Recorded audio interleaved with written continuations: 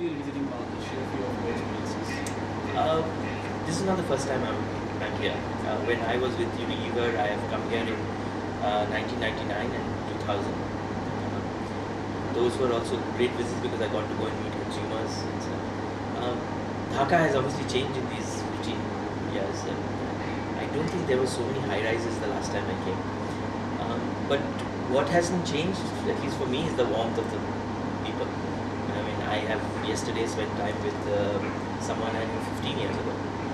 And it's only because we had a morning program that I finally came back to the hotel at 1 p.m.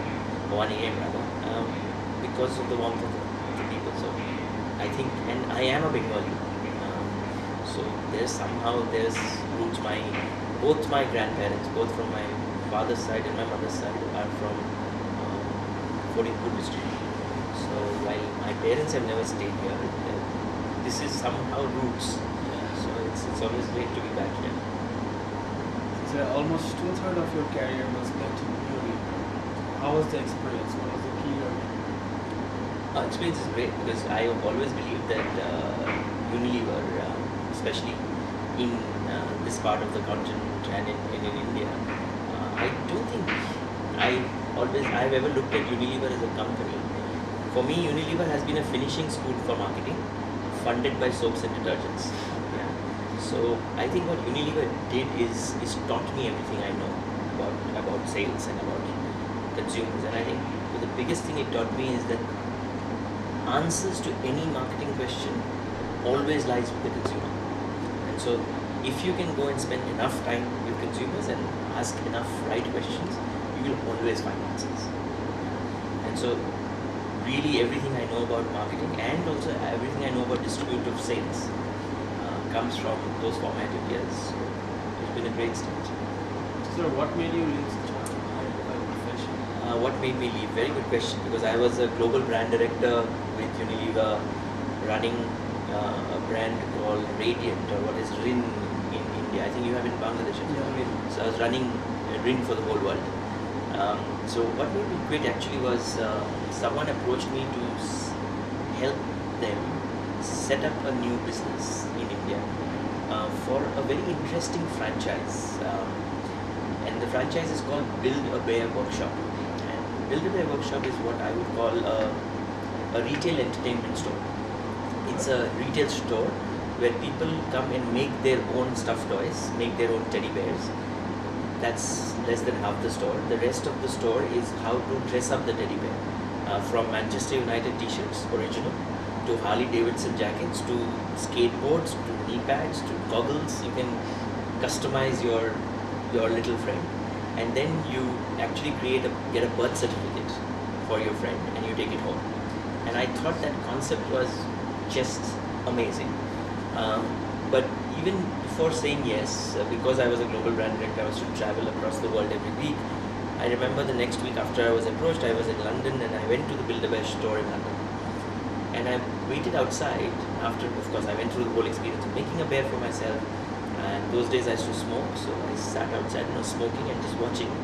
I have never seen so many happy people come out of a shop. Yeah, I mean, you go shopping, you come out, but the smiles on the parents' faces, the kids' faces, and there was no reason for them to smile because each of them were down at least $100, $120 by the time they came out of the store. It was an expensive shop. They were all smiles, and I remember following a family of 2 kids and parents they had made 3 toys or 3 bears of friends, and they were walking for the next 15 minutes from that shop to the tube station, and I just followed them. For that entire 15 minutes, all they talked about was their experience in the shop. And I said, how good can it be? I mean, you never interact with the brand, and in the next 15 minutes you're talking about that brand. So that to me was a great opportunity and to learn, because I had always been a marketer. So I came and from a piece of paper created a company, hired people, started stores, ran that for 3 years. And it was the fact that I couldn't think of any brand that can be more powerful than brands that are co-created, that made me want to come and do this. So that's why I shifted from Unilever to Build-A-Bear. You founded the Storyverse last year. So Not last, 2013. Sorry for that. Would you like to share the story behind it? The story behind Storyworks. I'll keep it short. So in my last job, corporate job, which was as the chief marketing officer for Mahindra Holidays. It's a timeshare company which is part of the Mahindra Group in India. We had just come up with new values and a new vision for the company.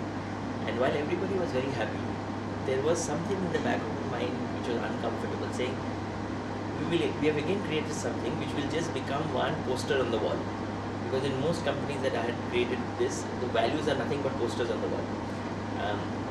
And unless the last person in the organization understands those values, you can't expect them to behave the values. Yeah. And I kept struggling. I tried to read up, and though it was not my job because I was the marketing guy, so as long as I came up with the words and the thing, the job was HR. But I just kept thinking, it's just a waste of time. We did so much work. We've got such great values. Our mission or credo was reworded as making every moment magical. But how do you get all this across? And so when I couldn't find anything, I ran workshops. But 6 months later, I realized no one knew anything, which is how it is in most companies.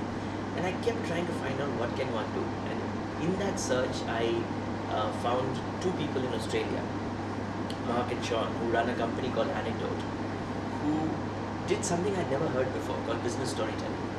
And when I started interacting with them, they told me how they use storytelling and story listening to do exactly what I wanted to do, which is get values to be embedded in employees. So after 6-7 months, they happened to come to India. So I went and met them and spent 2 days with them. And when I came and used storytelling and story listening in Mahindra Holidays, I had miraculous results. And so after that, and I've been for some time thinking I want to do something on my own, I realized that this is a great power to bring to everybody else. So I quit, and that's what I do. So using the natural power of stories to facilitate the corporate is a brand new concept. What are your expectations from the application of this? How are they fixed? I think there are not expectations anymore because I have enough proof that it works. There are really two things you're doing in this. One is we all can connect to stories much better than we can connect to facts, or even better than connect to opinions. Yeah. What happens with stories is stories are easy to understand, stories are easy to remember, and stories are easy to retell. Now when you can help corporates change their key messages like strategy, vision and mission into a story structure, then you'll end up having a situation where, because the strategy was told as a story, people can connect with the strategy, can remember the strategy and retell the strategy. And then you get over the problem that most organizations face, where like this morning in my talk, and I asked how many of you in this hall can get up and tell me your company strategy, not one hand went up out of 200 plus people. But if they had heard their strategy as a story, they could have got up and answered. So that's one great power. The other is when you're trying to understand what's really going on, instead of asking for opinions and judgments, if you collect stories, then you can make much better decisions from the pattern you recognize from the stories. To be very specific about corporate culture, how can this business storytelling reshape it? So what is culture? To me, the definition of culture is the way we do things here. That is culture, right? Now, if you want to shape the way we do things here in a particular way, then every person needs to understand the way we do things here. They don't need to, if you just tell them that we believe in transparency. Let's say one of our key parts of our corporate culture is transparency. If you just say we believe in transparency, what have they understood? What are they supposed to do tomorrow? No idea. But if you can collect stories about people being transparent, yeah, and then use that when you're saying, so you say, when a new management trainee comes in, we say, we believe in transparency. For example, Raihan in our Chittagong office, and you tell a story of Raihan demonstrating transparency, suddenly he gets it, because transparency on its own is an abstract word. You use stories to make that abstract into concrete, so that I understand what you want from me, because only when I understand I can behave. And only when you get many people to behave in a certain manner, you create culture. That's how the story really is. So Convey recognizes the best trading communication campaigns run in Bangladesh. And how imperative do you think initiatives like Convey are for inspiring brands? I think very important, because there is one thing about being recognized in your own company, yeah, and there's another thing about being recognized in your community. By being able to know that if I do good work, I can have a platform where I'll be recognized as part of being something good in a community, it will always inspire me to do much more. The second thing a platform like this does is it brings, all of us are, what is the word, Kupamunduks, right? We are all frogs in a well. It may be a Unilever well or a Colgate well, but it's a well. Yeah? What Combat does is lets me to come out of my well and interact with other frogs from other wells, and it is that will open our minds. Yeah? And so I think it is very important. So how was your session? Tell us something about it. Oh, I can't tell you anything about my session, right? That you have to ask people who have attended the session. Oh, what are your observations? My observations is that there were a lot of people. Right. My observation, I'm being serious. See, it's very difficult as a speaker in a 250 big audience to be able to understand any body language, whether people get it or not. But at least if I take the first two rows, which are more visible, I saw that people were, what I keep saying even in my talk, that people were leaning in. Yeah, and to me that is a great sign of engagement. Right. Yeah. Typically when you listen to a talk, you're sitting back and leaning back and saying, "Oh, prove it to me." But whether what I saw in the first 1.5 rows is the same as the rest of the thing, that you need to go interview people who have attended the talk and find Yeah, out. I'll definitely look at that. So, sir, what would be your core message for the young marketers in Bangladesh? So, I mean, it would be cliched to say stay hungry, stay foolish, so I'm not going to say that. I think the thing is that the answers to every marketing problem, if you remember, that's what I started with, lies not in the ivory tower that you work in. It lies with your consumer in each of the villages and each of the towns who are using your products.